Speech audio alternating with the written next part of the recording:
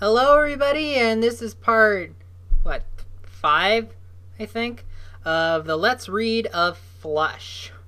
Chapter 9. Breakfast was surprisingly civilized, all things considered. Dad had slept on the floor of my room, and then surprised Mom first thing in the morning. She cried some at first, and then they hugged for a long time. Abby and I slipped out of the kitchen and parked ourselves in front of the television, which still wasn't working. The TV dish repair guy showed up while my mother was making eggs and pancakes, and he was still banging around on the roof when we all sat down to eat. I didn't volunteer any information about the broken satellite dish, and Mom didn't ask. Her attention was fixed on my father. At first, there was lots of easy talk and even a few laughs. He asked Abby about her piano lessons, he asked me for a fishing report, he asked Mom if the washing machine was still leaking, and if Grandpa Kenneth had gone ahead with his double hernia operation. Finally, Dad set down his fork and said, "Look, I want to apologize for all the grief I've caused. I'm not sorry I sunk the Coral Queen, but I admit that my judgment was clouded by frustration and impulsiveness and, well, anger. So what else is new?" I thought. "Have you ever heard of a gag order?" he asked. Abby glanced at me irritably. I looked at my mother, who was obviously waiting for Dad to explain why escaping from jail was such a grand idea. At her request, he'd taken off the orange jumpsuit and put on a pair of jeans and a t-shirt. To a visitor, he would have appeared completely normal. A visitor that does not watch the news, apparently. The sheriff got a lot of flack from Dusty Muleman and his buddies after I went on Channel 10, Dad was saying, so he decided that I couldn't do any more interviews. Basically, he gagged me. Not literally, but you know what I mean. Meanwhile, Channel 7 is calling, the Miami Herald, even NPR. That's National Public Radio. We know what NPR is, Abby said thinly. "Go on, Payne," said my mother, her voice tight.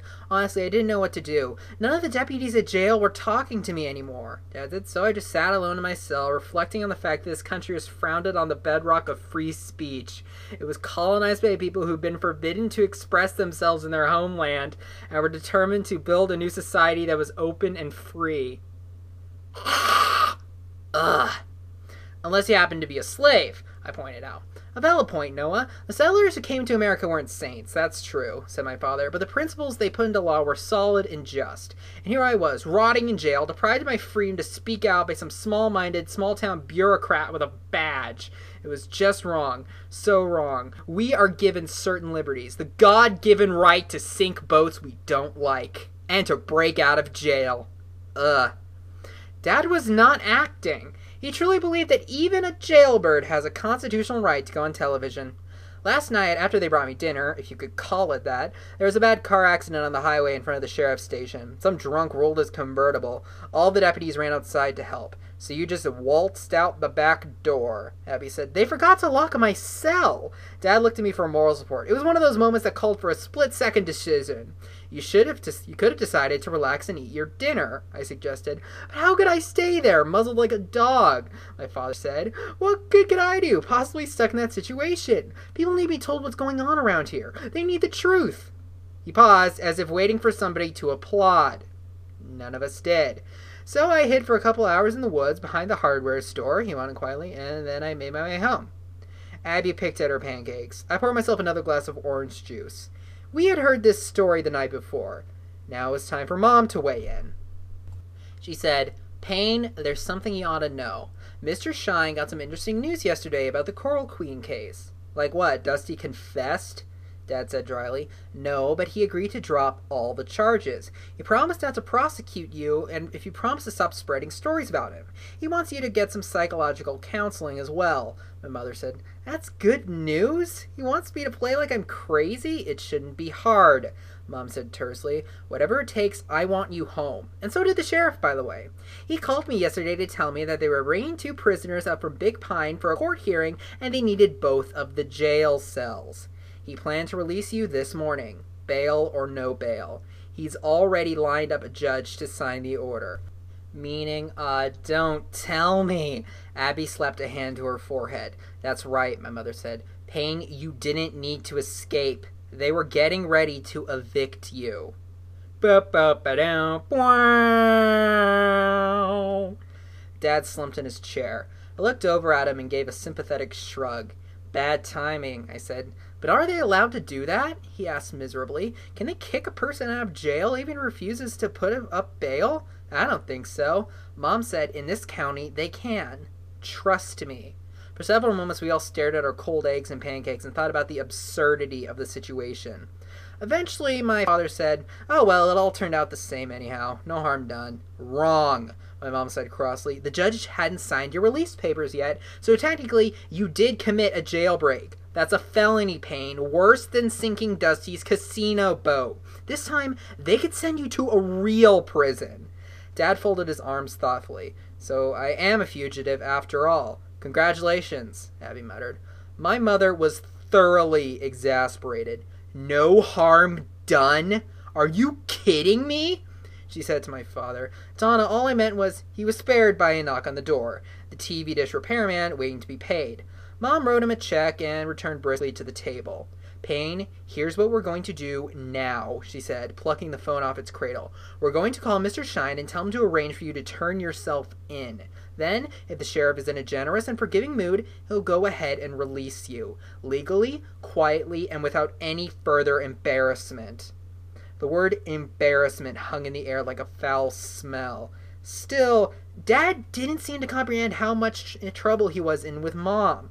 He said, "Honey, I'm not sure I can turn myself into those people. There are basic principles at stake. Basic human rights."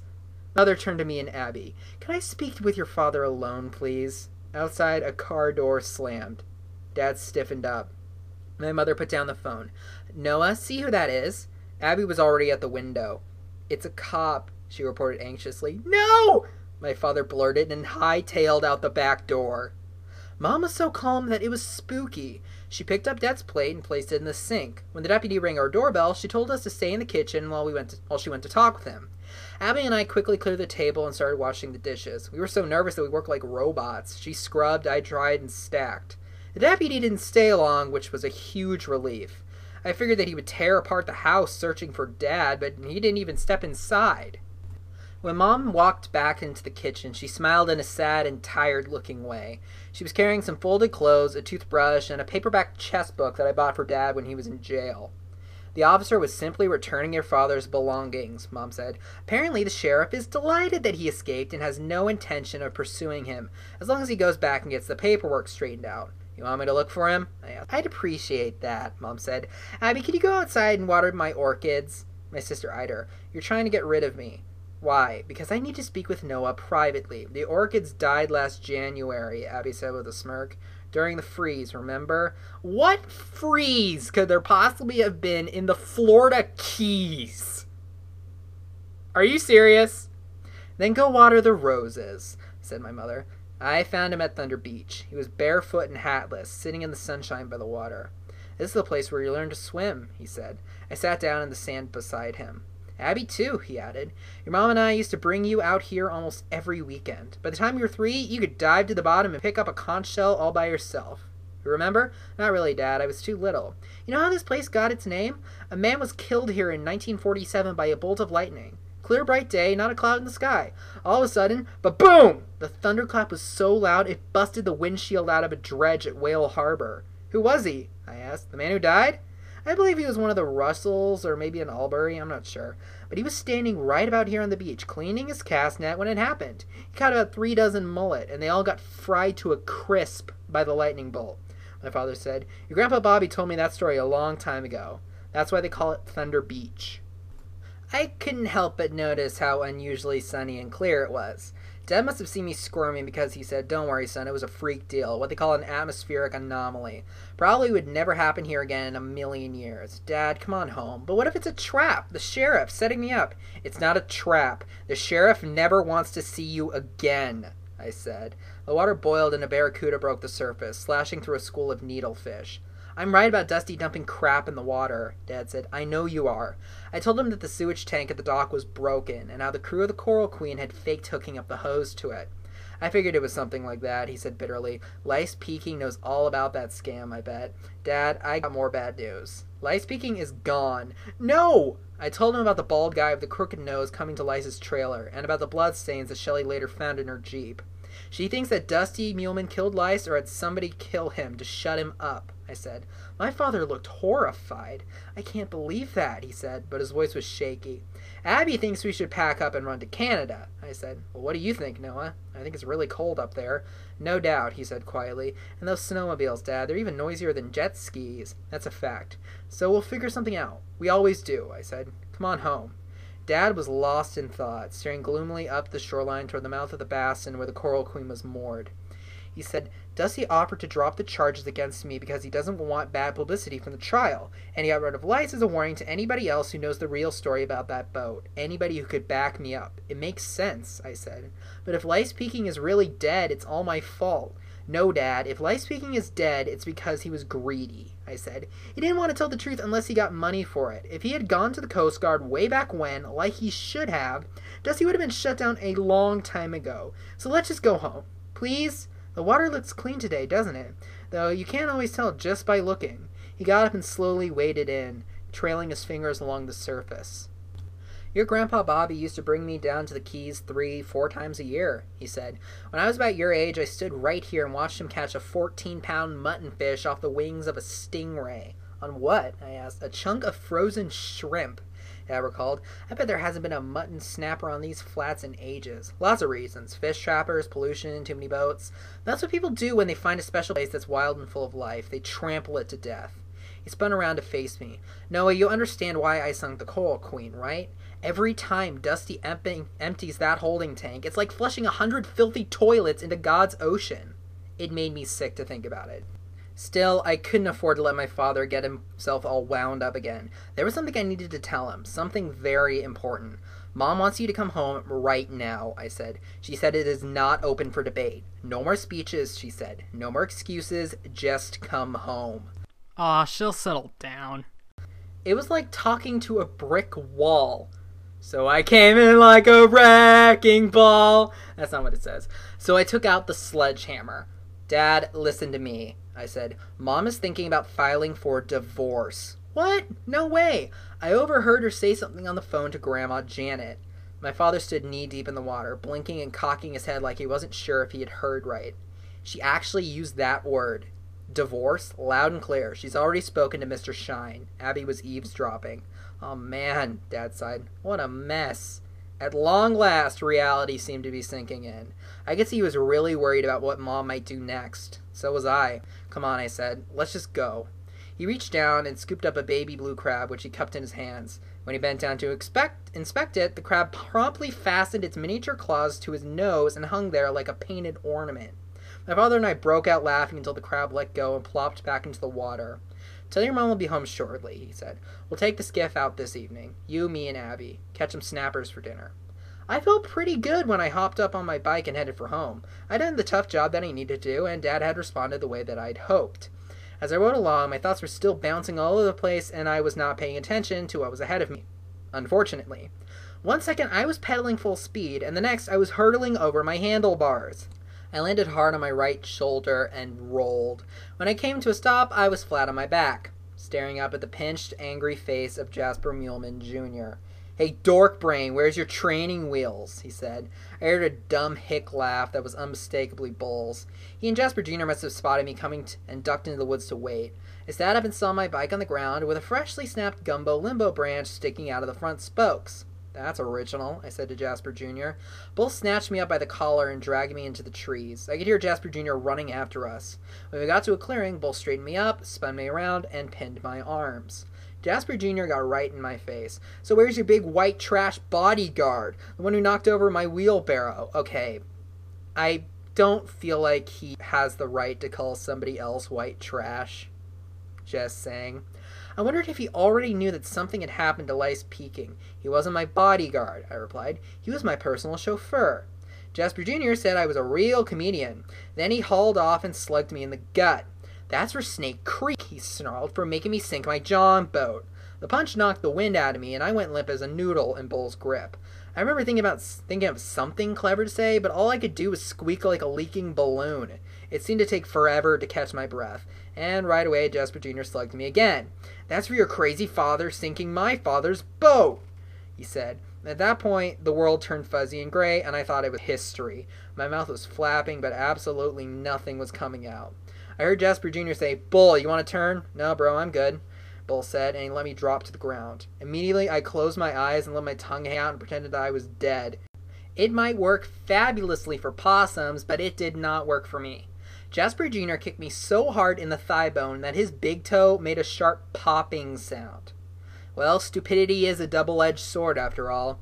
He started hopping around and hollering that I busted his foot. Bull remarked that it was usually a smart idea to put on shoes before you started kicking somebody. Jasper Jr. told him to shut up and gimped away, moaning. I heard Bull chuckling as he followed his wounded friend back to the road. I would have been chuckling too if I hadn't hurt so much. Chapter 10. It isn't easy pretending that everything is wonderful when you feel like you've been thrown off the roof of a building. Luckily, there weren't any bruises that Mom or Dad could see because this time Jasper Jr. had socked me in the stomach, not my eye, and the ugly knot on my thigh bone was covered up by my pants. I didn't tell my parents what had happened because they would have freaked and gone straight to Dusty Muleman or maybe the police, which was not how I wanted to handle it. So I just sat around like a lump in front of the television, trying to not move. In the summer, I'm always outdoors, fishing or snorkeling or skateboarding, so Abby got suspicious about me hanging around the house all day. Mom thought it was weird too, but she was busy keeping an eye on my father. Mr. Shine had arranged for Dad to return to jail and surrender himself. The sheriff couldn't wait to send him back home, although the judge did put him under house arrest until the Coral Queen case was settled. To keep track of his whereabouts, they clipped an electronic bracelet on Dad's right ankle. If he stepped so much as 3 inches past our front door, a signal would beep at the sheriff's station and they'd come after him again. For a week, we were like a semi-normal family, except my father wasn't allowed out of the house. One of us always stayed with him, not just to keep him company, but also to make sure he didn't try anything cute, like prying off the ankle bracelet. We played lots of video games and watched fishing shows on ESPN and didn't talk at all about Dusty's casino boat. Abby's new project was building an Olympic village for hermit crabs, and Dad really got into it. Abby and I collected the crabs. There were scads of them on the woods along Old Highway, while my father sat at the kitchen table working with the tools. Before long, he built together a miniature track, a lap pool, a pole vault, even a hurdle run. Unfortunately, the average hermit crab isn't particularly athletic, having to haul a clunky seashell around on its back, so the sports competition part of Abby's project sort of fizzled. Most of the crabs hunkered down and refused to budge. Still, it gave Dad something to do that kept his mind off of the Coral Queen. That is, until Shelley showed up late one afternoon.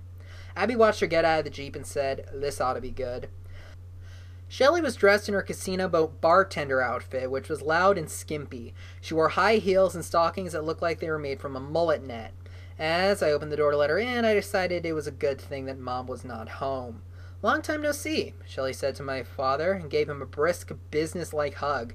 Then she introduced herself to Abby, who was gawking at the barbed wire tattoo on Shelley's bare arm. "How about something cold to drink?" Dad offered. "Iced tea would be super. I can't stay long," Shelley said.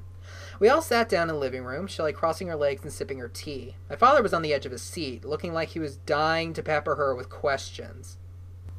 "How you doing, Noah?" Shelley said to me. "Great. Feeling okay?" She gave me a narrow look to let me know that she knew I was not telling the truth. It was creepy how sharp her radar was. "So, how's work?" I said, eager to change the subject. "Work is work," Shelley replied. Then, turning to Dad, "Payne, what's up with that thing on your leg?" My father explained about the electronic bracelet. "I'm on house arrest." "You believe it? Boy, that really sucks," Abby said. Out of nowhere, Abby asked about the tattoo. That's one thing about my sister. She's not afraid to say anything. Shelley smiled and traced one finger along the dark blue links. "Yeah, that's a story for when you're older," she said. "It was a long night and a bad party. But why barbed wire?" Abby was always calling it barbed wire. "To show the world how rough and tough I was," said Shelley. "To be honest, I wish it was daisies instead. This thing's gonna look really stupid when I'm 80 years old and my grandkids are asking me why I got a cow fence painted on my arm. Hey, Payne, can you take a bath at that ankle gizmo or will you get all electrocuted?" Dad laughed. "Nah, it's waterproof." "Amazing," Shelley said. "Any word from Lice?" I asked hopefully. She shook her head, but I got some other news. That's why I stopped over. We waited as she glugged a long drink from her glass. "They're at it again," she said, dumping the toilet tanks into the water. "Last night I stayed late to restock the bar, and I saw it for myself. Dusty was already gone with the money, so I guess the crew didn't think I was still there." I noticed that my father's fists were clenched on the arms of his chair.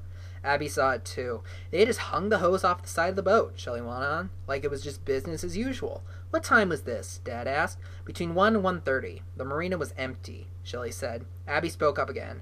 That man is major scum. No doubt, said Shelley. And here's what else. The big bald guy with the Z-shaped nose, the one who came to see Lice that night before he went missing? His name is Luno, and he's Dusty's main muscle. I think he's from Morocco or someplace like that.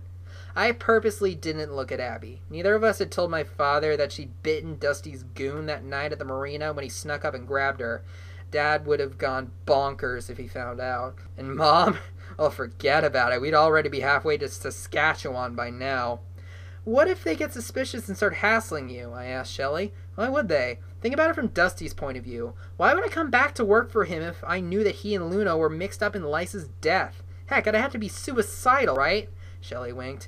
Nah, Dusty bought the whole sob story. He thinks I wanted my job back just because Lice left me broke.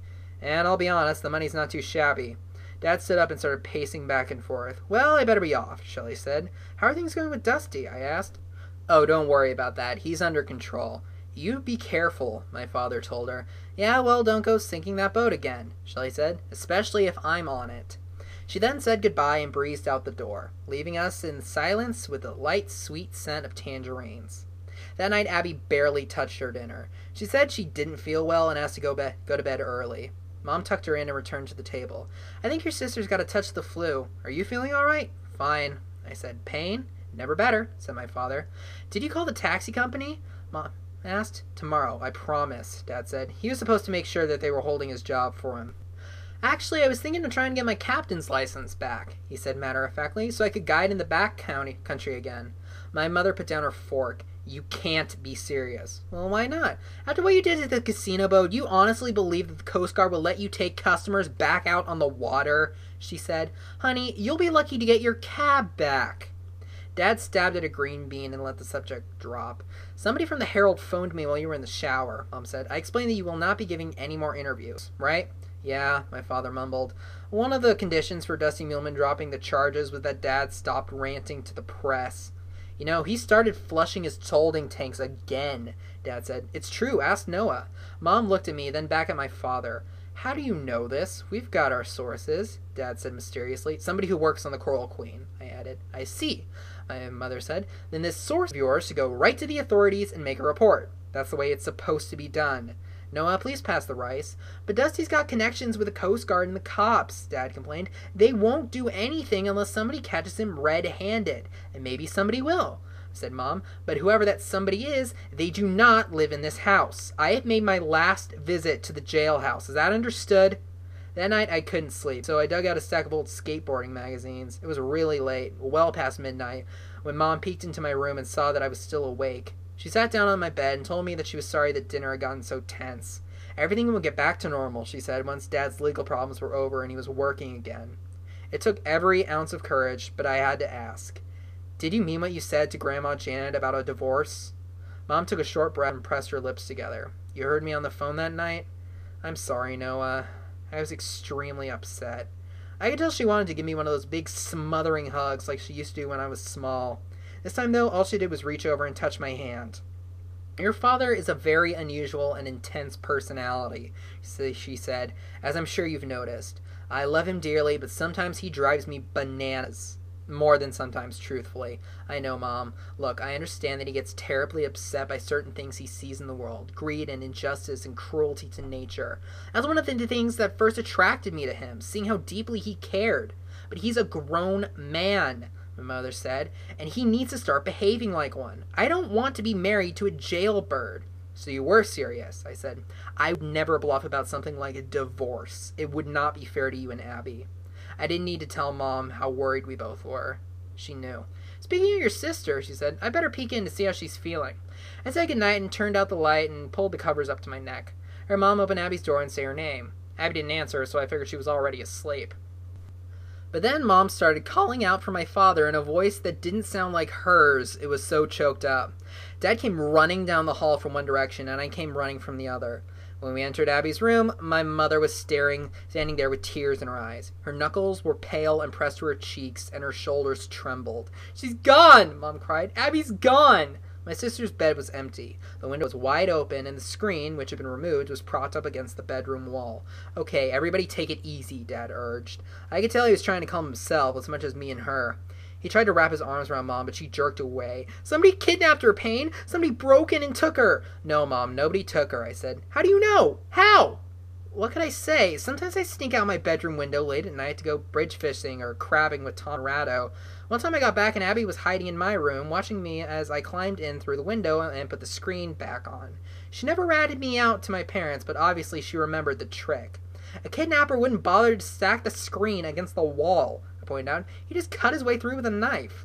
Noah's absolutely right, Dad said. This is way too neat and tidy. It's pure Abby. Mom wiped her eyes on my father's sleeve. So what you're saying is she ran away? Why would she do that? I don't think Abby ran away, I said. Noah, get to the point. She probably just had something that she needed to do. In the middle of the night? All by herself? My mother turned to my father and froze him with one of those deadly laser beam stares. Payne, what's going on here? I'll be right back, said Dad, and he rushed out of the room. Mom spun back toward me and snatched me by my left ear. Young man? She said. She never called me young man unless she meant business. Yes, Mom? I was almost sure that I knew where Abby had gone, and I had a feeling that Dad had it figured out, too. Does this have something to do with the Coral Queen? My mother asked. It's possible, I said weakly. Has this whole family got completely insane? She let go of my ear and called out, Payne, you come back here right this second! Moments later, Dad appeared at the bedroom door.